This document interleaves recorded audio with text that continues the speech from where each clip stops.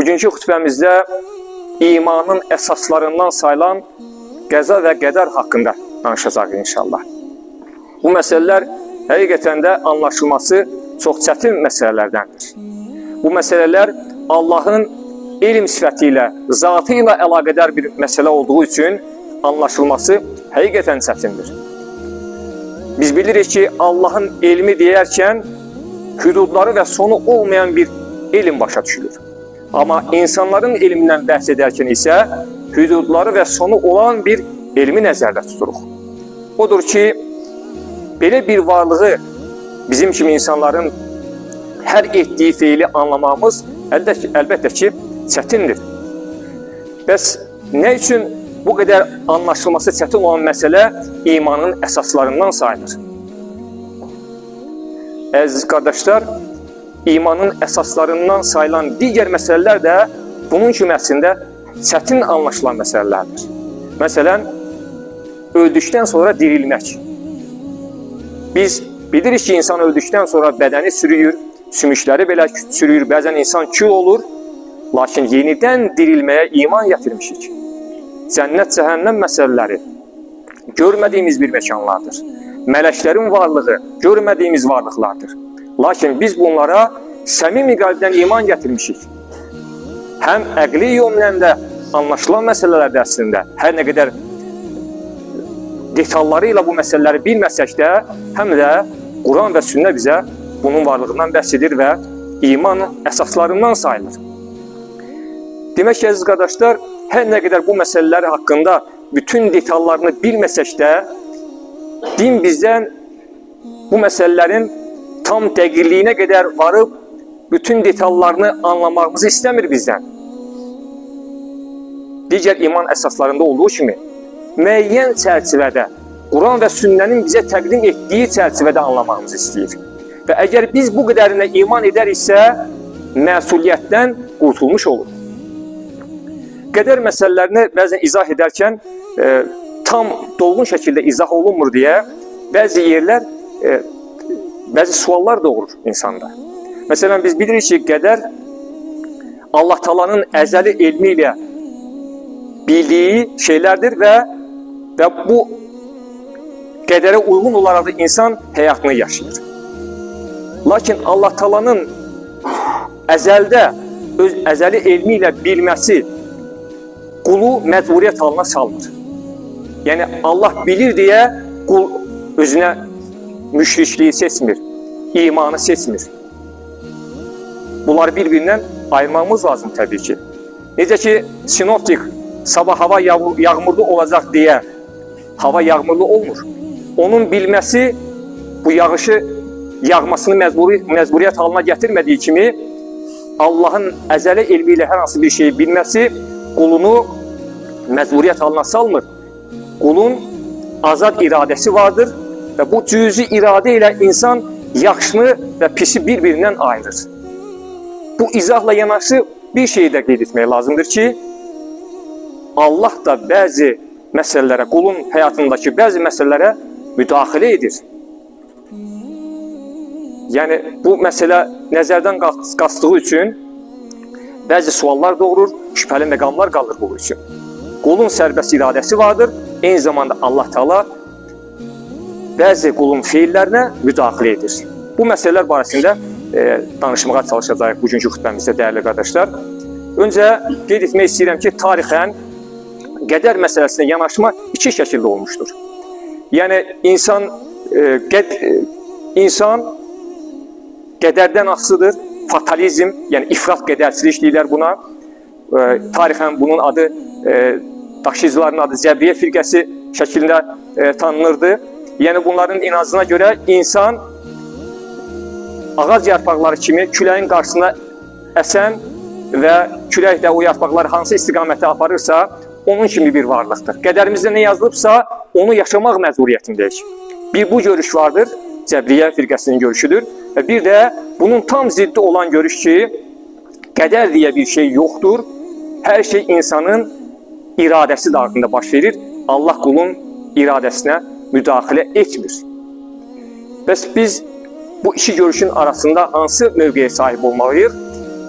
İnşallah bu barədə danışmağa çalışacağıq. Amma öncə bu iki görüşün batil olmasının həm əqli və nəqli yönlərdən ispat etməyə çalışmalıyıq.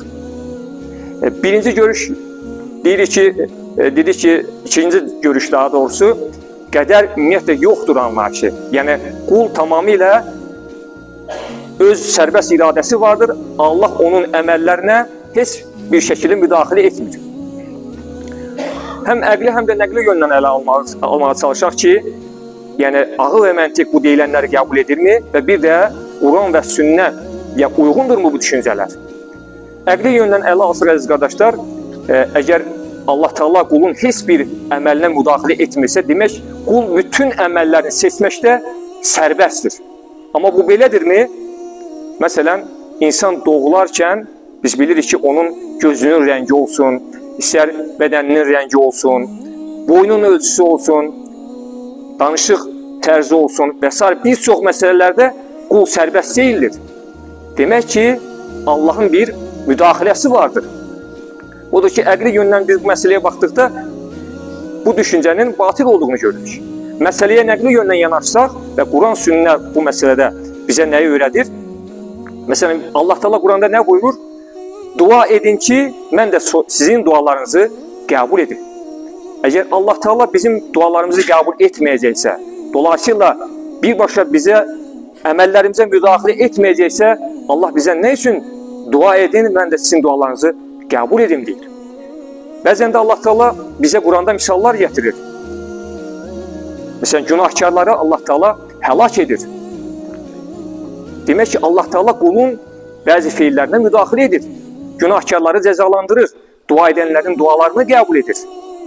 Odur ki, bu birinci görüşü həm əqli və nəqli yöndən ələ aldığımıza görə anlayırıq ki, nə məntiq bunu qəbul edir, nə də Quran və sünnəyə uyğun olmayan, Quranın ruhuna uyğun olmayan bu görüşlərdir bu məsələlər. İkinci olaraq Cəbiyyənin görüşü dedik ki, insan ağac yarpaqları kimi küləyin qarşısında soğulan bir insandır. Yəni qədərdə nə varsa hamısı buna uyğun olaraq davam edir. Amma məsələyə əqli yöndən yanaşsaq, dəyərli qardaşlar, görərik ki, məsələn, biz həmin o Cəbriyyə firqəsində olan insana bir zərbə indirsək, o buna cavab olaraq nə qayıracaq? Qədərimdə var idi, o sən məni vurdun, bununla razılaşacaqmı? Xeyr, o da qarşılıq verməyə çalışacaqdır. Və yaxud da öz övladını yetişdirərkən çalışacaq ki, yaxşı insanların yanında yetişsin, savadlı olsun. Yəni, qədərin cilvəsinə buraxacaqmı? Əlbəttə ki, xeyr. Əgər hər şey qədərin cilvəsinə buraxılacaqsa, onda insan heç bir şey etməməlidir və tamamilə qədərinə tabi olmalıdır. Amma heç bir Cəbriyyə firqəsində olan bir insan bu şəkildə davranmır. Bu düşüncəni Quran və sünnə çərçivəsində yenə ələ alsaq,